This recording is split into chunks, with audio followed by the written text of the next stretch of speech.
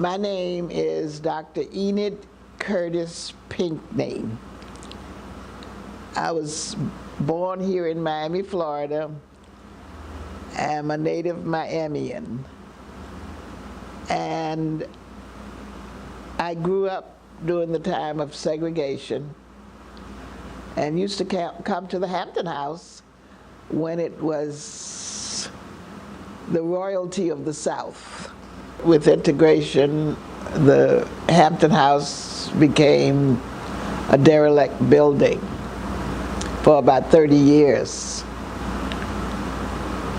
And then in 2001, Kathy Hirsch came to me and said that she had recently heard about the Hampton House and about its history.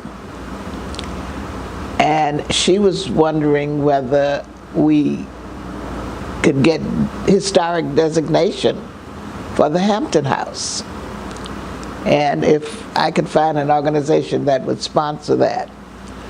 So I went to the African American Committee of Dade Heritage Trust to ask them if they would sponsor the historic designation of the Hampton House. And after much discussion, they said yes, they would do it. In the meantime, I got some information that the county was going to demolish the Hampton House because it had become a derelict building and an unsafe structure, and because the neighbors had been complaining about the building because it was housing drug addicts, the homeless, prostitutes, and undesirable people. So in order to satisfy the people of the community, the Miami-Dade County Commission had those unsafe structures people and everybody else connected said that it should be demolished. So our aim had to be to save the building. And I went to Louis Pinellas, who was the brother of Alex Pinellas, the mayor, and asked him to talk to his brother, to use his influence to help us save the building.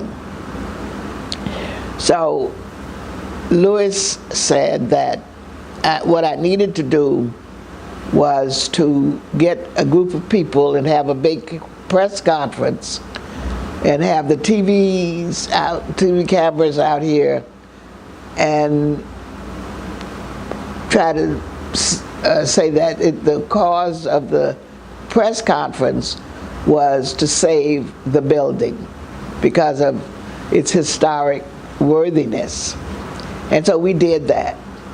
And the mayor, who was at that time, Alex Pinellas, came, and the commissioner at that time was Commissioner Barbara Carey, and they all came to the press conference.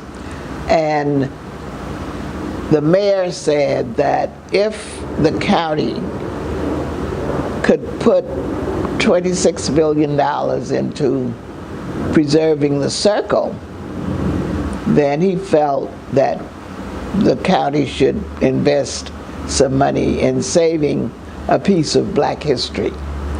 So that helped us a lot, and he did a stay of the demolition.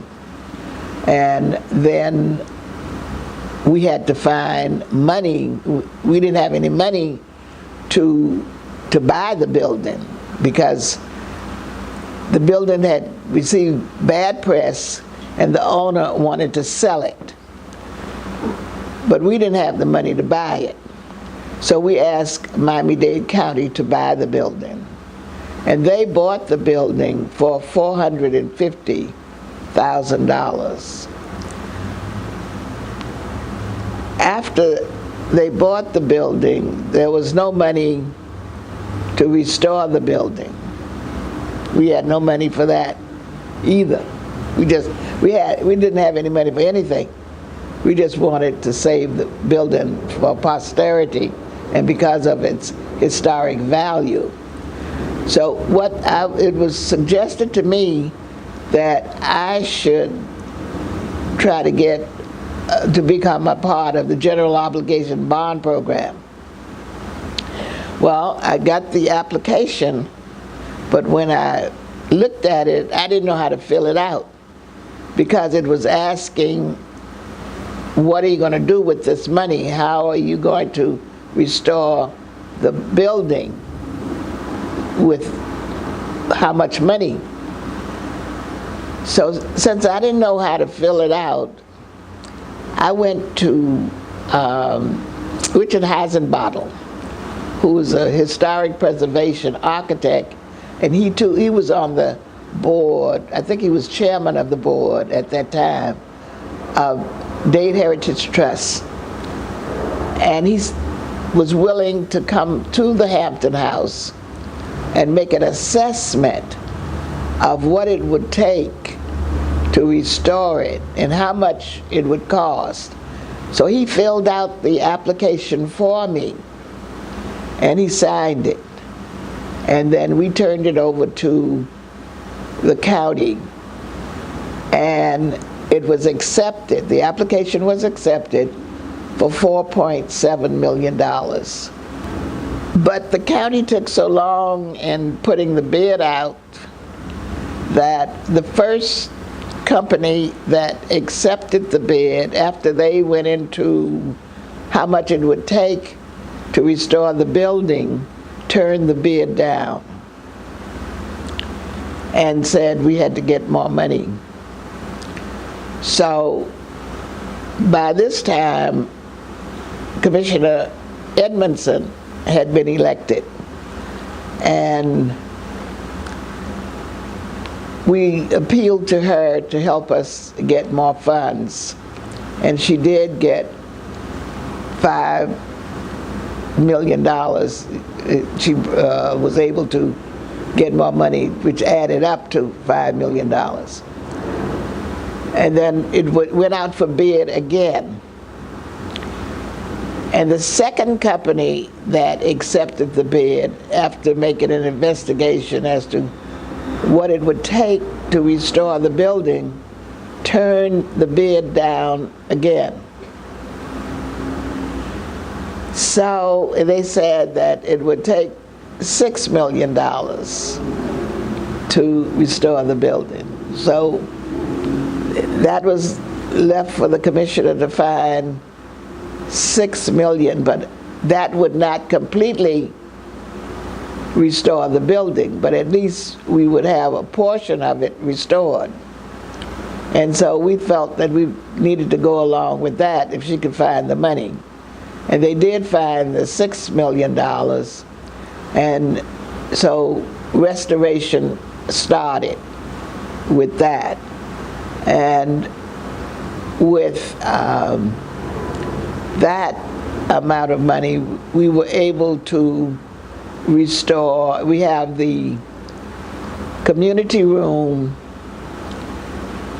and the cafe where Muhammad Ali had his victory party when he beat Sonny Liston.